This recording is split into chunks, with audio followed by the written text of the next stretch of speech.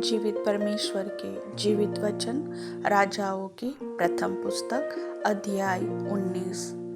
जब अहाब ने इजेबेल को एलिया के सब काम विस्तार से बताए कि उसने सब नबियों को तलवार से किस प्रकार मार डाला, तब इजेबेल ने एलिया के पास एक दूत के द्वारा कहला भेजा, यदि मैं कल इसी समय तक तेरा प्राण उनका सा न कर डालूं तो देवता मेरे साथ वैसा ही वरन उससे भी अधिक करे। यह देख एलिया अपना प्राण लेकर भागा और यहूदा के बेरशेबा को पहुंचकर अपने सेवक को वहीं छोड़ दिया और आप जंगल में एक दिन के मार्ग पर जाकर एक झाऊ के पेड़ के तले बैठ गया।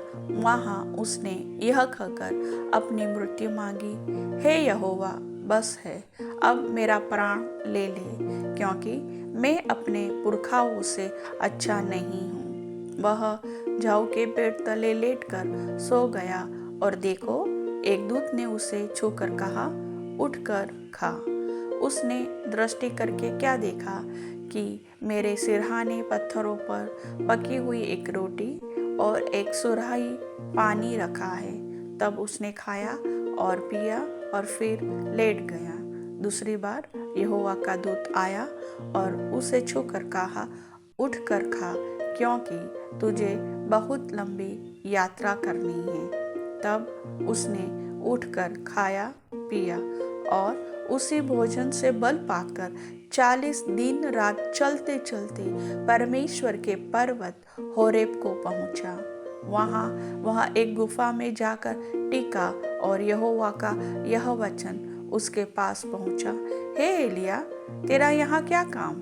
उसने उत्तर दिया, सेनाओं के परमेश्वर यहोवा के निमित्त मुझे बड़ी जलन हुई है, क्योंकि इस्राएलियों ने तेरी वाचा टाल दी, तेरी वेदियों को गिरा दिया और तेरे नबियों को तलवार से घात किया है, और मैं ही अकेला रह गया हूँ और वे मेरे प्राणों के भी खोजी हैं। उसने कहा, निकलकर यहोवा के सम्मुख पर्वत पर खड़ा हो।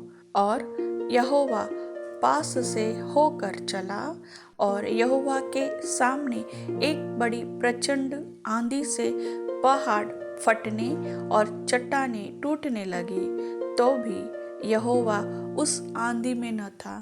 फिर आंधी के बाद भूकंप हुआ, तो भी यहोवा उस भूकंप में न था। फिर भूकंप के बाद आग दिखाई दी, तो भी यहोवा उस आग में न था। फिर आग के बाद एक दबा हुआ धीमा शब्द सुनाई दिया। यह सुनते ही एलिया ने अपना मुंह चद्दर से ढांपा और बाहर जाकर गुफा के द्वार पर खड़ा हुआ। फिर एक शब्द उसे सुनाई दिया, हे एलिया, तेरा यहाँ क्या काम? उसने कहा, मुझे सेनाओं के परमेश्वर यहोवा के निमित्त बड़ी जलन हुई, क्योंकि इस्राएलियों ने तेरी वाचा टाल दी और तेरी वेदियों को गिरा दिया है और तेरे नबियों को तलवार से घात किया है, और मैं ही अकेला रह गया हूँ और वे मेरे प्राणों के भी खोजी है।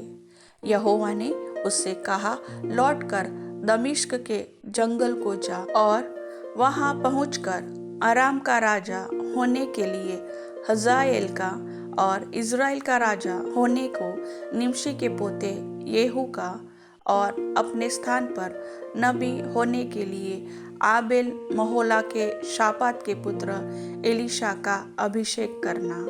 और हजाएल की तलवार से जो कोई बच जाए उसको येहू मार डालेगा, और जो कोई येहू की तलवार से बच जाए उसको एलीशा मार डालेगा। तो भी मैं 7,000 इज़राइलियों को बचा रखूंगा। ये तो वे सब है जिन्होंने न तो बाल के आगे घुटने टेके और न मुंह से उसे चूमा है। तब वह वहां से चल दिया और शापात का पुत्र एलीशा उसे मिला, जो 12 जोड़ी बैल अपने आगे किए हुए आप 12वीं के साथ होकर हल जोत रहा था।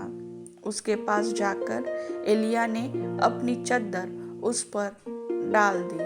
तब वह बेलों को छोड़कर एलिया के पीछे दौड़ा और कहने लगा, मुझे अपने माता पिता को चूमने दे, तब मैं तेरे पीछे चलूंगा।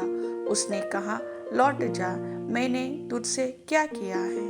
तब वह उसके पीछे से लौट गया और एक जोड़ी बैल लेकर बलि किए और बेलों का सामान जलाकर उनका मांस पका के अपने लोगों को दे दिया और उन्होंने खाया। तब वह कमर बांधकर एलिया के पीछे चला और उसकी सेवा टहल करने लगा। प्रभु वचन के सुनने वाले सभी भाई बहनों को आशीष दे। आमीन।